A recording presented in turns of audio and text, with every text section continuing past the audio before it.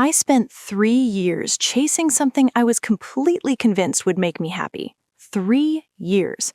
I thought about it constantly. I planned around it. I told myself, once I get this, everything clicks.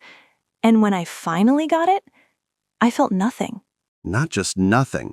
That specific, quiet kind of empty where you sit there and think, wait, is something broken in me? Why doesn't this feel the way I was sure it would feel? Exactly that. And that question, that small, uncomfortable question sitting in your chest, is exactly what we're going to take apart today. Hey, I'm Ryan. And I'm Ashley. Welcome to Honestly English. Real conversations, real English, real life. Today, we are asking the question that psychology has been genuinely wrestling with for decades. What actually makes people happy, and what doesn't? Because it turns out, happiness is one of the most misunderstood and most chased things in human experience. And the things we are most convinced will bring us lasting happiness, the promotion, the relationship, the number in the bank account, almost never deliver the way we expect. There's a real scientific reason for that, a name for it, a mechanism behind it, and once you understand how it works, something shifts in the way you think about your own life. And stay with us for this one, because later I'm going to share the one small thing I added to my mornings that genuinely changed how I feel day to day. I was honestly embarrassed to try it at first, because it seemed too simple to do anything. I'll tell you exactly what happened. Let me start somewhere personal, because I think it anchors this better than any textbook definition could. A few years back, I was absolutely convinced, no ambiguity, no hesitation, that if I landed a specific job, everything would settle into place. I told myself that story for about 2 years. I made decisions around it, I turned down other things because of it, and I got the job. And then what? And then, by month 3, I was right back to the same level of whatever I'd been feeling before. Not miserable, not overjoyed, just baseline, like nothing had moved, like I'd run really hard and ended up in the exact same place. That's such a disorienting feeling. And the worst part is that little voice that says, maybe I'm just not grateful enough. Maybe I don't appreciate it enough. Like somehow the problem is your attitude rather than the pattern itself. And that self-blame is very common, but the pattern has a name. What I experienced is called the hedonic treadmill. And once you understand this concept, genuinely understand it, you will start seeing it absolutely everywhere. Okay, walk me through it. So hedonic comes from the ancient Greek word for pleasure, and the treadmill image is doing a lot of the work here, because on a treadmill, no matter how fast you run, you don't go anywhere. You stay in the same place. You're moving, you're working hard, but your position doesn't change. Which is such a perfect image for how this feels. The hedonic treadmill, also called hedonic adaptation, is the observed tendency in human beings to return to a relatively stable level of happiness, regardless of what happens to them. Good things happen, bad things happen, and over time, we adapt. We return to baseline. And baseline is the word I want to dig into, because I think that's actually really important for people to understand. What do you mean when you say happiness baseline? Your baseline is essentially your emotional set point. Think of it like a thermostat. The temperature in the room might swing up or down, a windfall, a loss, a big achievement, a heartbreak, but the thermostat keeps pulling the temperature back toward the setting it's programmed for. Researchers believe that approximately 50% of your overall happiness is determined by genetics, your natural temperament, your brain chemistry. Some people have a higher set point. They bounce back faster. They tend to interpret events more positively. And that is not a character flaw or a virtue. It is partly just biology. Which means when someone says, oh, just choose to be happy, that's more complicated than it sounds on a motivational poster. Far more complicated. But here is where it gets important and actually hopeful. The other 50% is genuinely in your influence, not fully in your control, but in your influence. And the research on what actually moves that 50% is where things get surprising, because it is almost never what we think it is. This is the part I feel like people need to hear, because we've been handed a very specific script about what a happy life looks like. The job, the house, the relationship, the body. And the script is not totally wrong, but it's radically incomplete. That's a good way to frame it. And tied to the hedonic treadmill is another concept worth understanding: affective forecasting, which is just a technical way of saying we are consistently, systematically bad at predicting how we will feel in the future. Wait, we can't accurately predict our own happiness? Not even close. Researchers have found that people routinely overestimate how good they'll feel when something positive happens and how bad they'll feel when something negative happens. Both the intensity of the feeling and the duration. We get both wrong. That is equal parts humbling and oddly comforting. Like, my brain has been confidently telling me for years that this one thing is going to change everything, and my brain has been consistently wrong. At least it's not a personal failing. It's completely universal. There's a term for the overestimation of positive events, impact bias. We think the impact of good things will be larger and last longer than it actually does. And the mechanism behind why the feeling fades is hedonic adaptation working in real time. The new thing becomes the new normal, and then you need something newer. And that's the trap, isn't it? You think, okay, this time it'll be different. This one is actually going to do it. And then it becomes wallpaper, and you're already mentally reaching for the next thing. Exactly. And the thing that makes this so insidious is that the culture reinforces the treadmill. Advertising is built entirely on the idea that your current life is insufficient and this product will fix it. Social media shows you an edited highlight reel of other people's peak moments and trains your brain to measure your everyday life against someone else's best day. The comparison is always rigged. Can I add something to that? Because I think there's a particular version of this trap that hits people in their 20s and 30s really hard. And it's the milestone version. Like, you've got this invisible checklist and you genuinely believe that each item you tick off is going to deliver the feeling. And then you tick it off and the feeling is there for a moment and then it's gone. And instead of questioning the checklist, you just add more items. Instead of questioning the model, you accelerate within it. Yeah, and that's what makes this not just a psychological curiosity. It has real consequences for the choices people make and the lives they build. So what does the research actually say works? Because I don't want to sit here and tell people that nothing matters and happiness is an illusion. That's not the episode. Definitely not. And this is genuinely where it gets interesting, because when you remove all the things that don't reliably move the needle, and we've covered several of them, what's left is actually a pretty short list, and everything on it has one thing in common.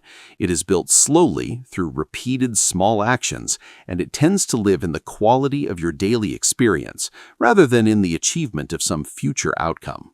Say more. The first and most robustly supported finding is connection. Deep, consistent, real human connection. There is a study, the Harvard study of adult development, that tracked hundreds of people across more than 80 years of their lives. And what it found, consistently, is that the single strongest predictor of both happiness and physical longevity was the quality of a person's relationships, not their wealth, not their professional status, not how productive they were. The warmth and depth of their close relationships. I find that study genuinely moving every time I think about it, because we live in a world that treats relationships like something you get to when everything else is handled. Like, I'll invest in my friendships once things slow down at work. I'll be more present with my family once this project is done. And the research is just calmly saying, no. That person who calls you when you're falling apart is doing more for your well-being than almost any goal you could achieve. And it's not just having relationships, it's the quality of them.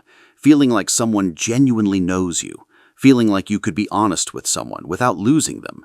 That sense of real connection, real safety, that creates what researchers call lasting well-being. Not the fleeting kind you get from external validation, but something that actually compounds over time. Fleeting versus lasting. I love that distinction. And I think if most people are honest with themselves, they'd admit that most of what they're chasing is the fleeting kind. And it does feel good. It's just that it evaporates before you've even appreciated it. And right alongside connection, purpose. Having something that gives your daily actions a sense of meaning. And purpose is one of those words that can feel overwhelming, like it's supposed to be some grand calling. But in the research, it doesn't have to be dramatic. Purpose can be a craft you're developing, a community you're contributing to. raising a child thoughtfully, creating something that didn't exist before you made it. The specific shape matters less than the function, the feeling that what you're doing connects to something beyond immediate comfort. That resonates because I went through a stretch where I was technically doing fine, nothing was wrong, but I had this persistent sense that I was just getting through days rather than building anything. And that hollowness is its own kind of unhappiness, not sharp, but very dull and very heavy. That's a really honest description of what low purpose feels like, and the word researchers use for the opposite of that is fulfillment, which is different from happiness in a specific way. You can be fulfilled and also tired, or fulfilled and also challenged, or even fulfilled and a little sad about something.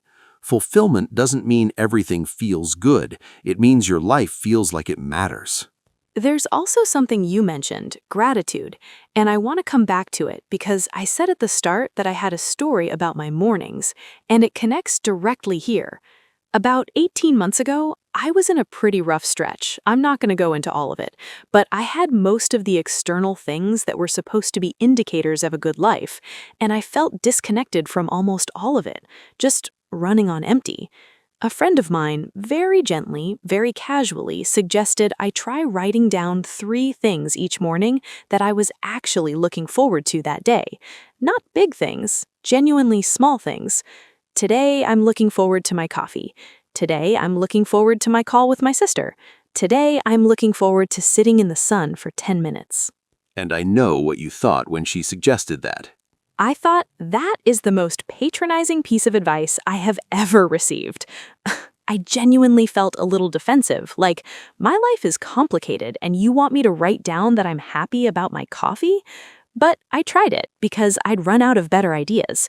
And nothing dramatic happened at first. It was just a small, slightly awkward habit. But over time, and this was maybe 6 or 8 weeks in, I noticed that my brain started doing something different in the morning. Instead of immediately bracing for the day, scanning for what was wrong or what I needed to handle, it started looking for things to move towards, small things, real things. It was like the filter had slowly switched. That's not anecdotal fluff. That's literally what the neuroscience predicts. What you were doing is training your attention. The brain has something called negativity bias. It naturally pays more attention to threats and problems than to positives, because that kept our ancestors alive. And consistent gratitude practice is essentially retraining that default scan. You're not bypassing the hard stuff, you're widening the aperture so the good stuff registers too. And the reason I was resistant to it is the reason I think a lot of people are resistant. It feels like you're being told to pretend things are fine when they're not. And that's not what it is at all. It's not toxic positivity. It's more like you're practicing noticing what is real and good alongside what is real and hard. Perfectly said. And the bottom line of everything we've covered in this section, and I want to say it plainly, is this. The things that create lasting happiness are almost never the ones you can acquire, display, or announce. They don't come with a receipt. They build slowly, quietly, in the texture of your regular days, and they require you to stop outsourcing your well-being to future events that your brain has already overestimated the impact of anyway. Stop outsourcing your well-being to future events. Yeah, that needs to go somewhere prominent. All right, let's make this actionable, because understanding the hedonic treadmill and knowing about baseline happiness is genuinely useful, but knowledge without application just sits there. So let's go through 5 things you can actually do, starting right now if you want to. Let's do it. Tip 1. Get specific about what you are actually chasing, not what you think you should want, what you actually want. Most people say they want to be happy, but they've never broken that down into anything concrete. Happy how? During what kinds of moments? Doing what? Around whom? And here's a question that cuts through a lot of noise. Is this thing I'm working towards something I genuinely want? Or is it something I want to want? There's a difference. And I think most people, if they're honest with themselves, can feel the difference when they actually stop and ask it. I definitely know what it feels like to want something. I convinced myself for 2 solid years that I was passionate about building a certain kind of career because it looked impressive from the outside. I was not passionate about it. I was in love with the idea of it. The actual daily reality of it left me completely flat. That gap between what looks good and what feels good, that's worth paying attention to. Tip 2 is about protecting and investing in your relationships with real intentionality. Not just maintaining them, not just keeping the thread alive, genuinely investing. The research we talked about is non-negotiable on this. Relationships are load-bearing for your well-being.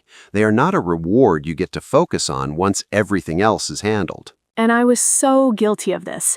I would push back plans with people I genuinely loved because something at work felt more urgent. And I'd tell myself, I'll have more time when things settle down. I'll be more present once this phase passes. And things never settle down. That phase never ends. There's always a next phase. Always. So the practice here is to treat your closest relationships with the same kind of deliberate planning you bring to your professional goals. You schedule workouts. You block time for projects. Schedule your people. Call someone who actually knows you this week. Not a 3-word text, a real conversation. Let someone actually see what's going on with you. That experience of being genuinely seen by someone, that is one of the clearest paths to the kind of connection that matters for well-being. Tip 5 is about something called savoring, which is the conscious, deliberate practice of being present with something good before adaptation turns it invisible. Because hedonic adaptation works fastest when you're on autopilot. You get something you've worked hard for, and before you've even fully registered it, your mind has already moved to the next item on the list. Savoring is the interruption of that pattern. And this doesn't have to be a meditation thing or a formal practice. It can just be pause. Literally pause. Be where you are for a second. I have this tendency, I still do it, I catch it more now, to immediately think about what's next the moment something good happens. And I've been practicing just noticing it and saying, wait, you wanted this. You were working toward this. Can you actually be here for a minute? And there's an interesting extension to savoring that most people overlook: anticipation. Research consistently shows that the anticipation of a positive event can produce as much happiness as the event itself, sometimes more. So don't rush past looking forward to things in the name of being practical or not getting your hopes up. The looking forward to is doing real work for your well-being. I actually think sometimes I get more joy out of planning a trip than I do from the trip itself. Is that a normal thing to say? It is completely consistent with the data. You are not strange. You are just accurately experiencing what the research predicts. Okay, that's validating. Tip 4, and this one has become increasingly urgent in the last decade, is to protect your attention from the comparison machine. We talked about how the hedonic treadmill is accelerated by comparison, and the digital environment we live in is essentially a comparison machine running 24 hours a day. You're not comparing yourself to your neighborhood anymore. You're comparing your regular Tuesday to the highlight reel of 10,000 people's best moments. And that constant upward comparison shifts your baseline expectations without you even noticing it's happening. And the phrase I love for this is keeping up with the Joneses, which is an old American expression, basically meaning you're always measuring your life against what your neighbors or peers have. It's always existed, but it has never been this fast, this constant, and this global. Your neighbors used to be people you could actually see. Now, your neighbors are everyone, everywhere, all the time. And the fix isn't necessarily to delete everything. It's to become intentional with your inputs. Start noticing, genuinely noticing how you feel after you scroll, not as a judgment, just as information. If a certain kind of content consistently leaves you feeling worse about your own life, that is useful data. You are allowed to act on it. Your attention is one of the most valuable things you have, and where you point it has a direct and measurable effect on your well-being. Being intentional about that is not avoidance, it's self-respect. Tip 5, and I think this might be the most quietly powerful one on the list, is to build what I'd call a happiness portfolio. Rather than placing all of your sense of well-being into one area of your life, one career, one relationship, one achievement, you deliberately cultivate multiple genuine sources of meaning and connection and joy. Because the more narrow your happiness is, the more fragile it is. If that one thing shifts, and at some point everything shifts, you have nowhere else to draw from. This really resonates with me because I've watched people, and I've been one of these people, whose entire sense of self-worth and purpose lived in their work.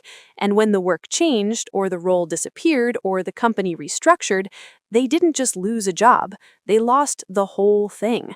Everything that made them feel like they were doing okay. And building back from that is incredibly hard when you've only ever had one source. The portfolio idea means that your creative life matters. Your friendships that have nothing to do with your job matter.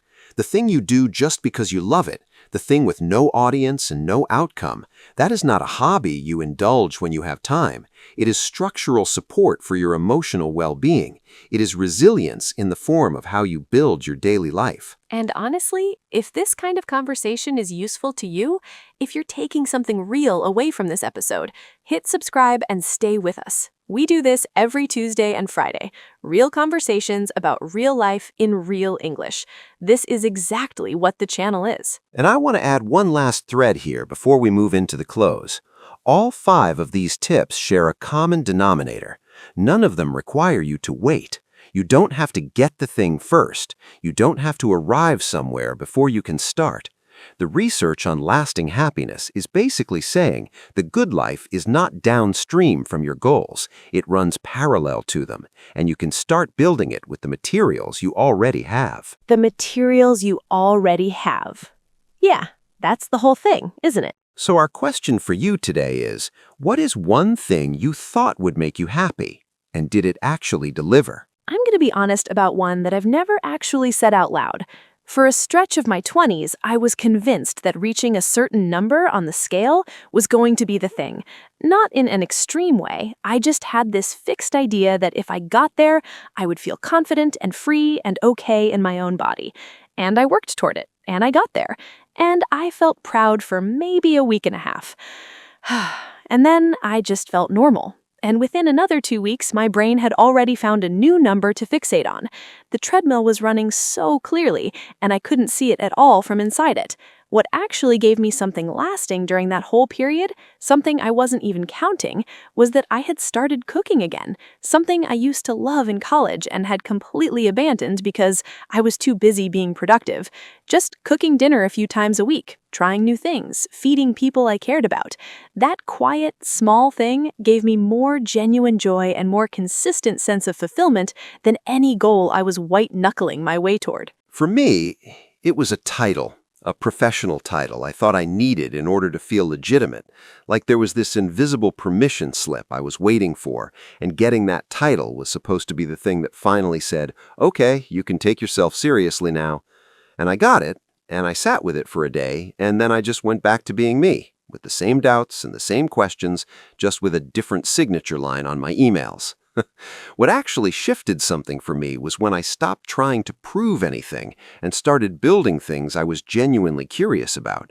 Projects with no guaranteed outcome, conversations with no clear payoff, learning things just to understand them. The curiosity itself turned out to be its own source of real happiness. The title was just furniture. The title was just furniture. I love that. Tell us your answer in the comments. We read every one. If today helped you, share it with someone who needs it. New episodes every Tuesday and Friday. See you in the next episode. Happiness isn't waiting at the finish line. It's hiding in the things you keep walking past on your way there.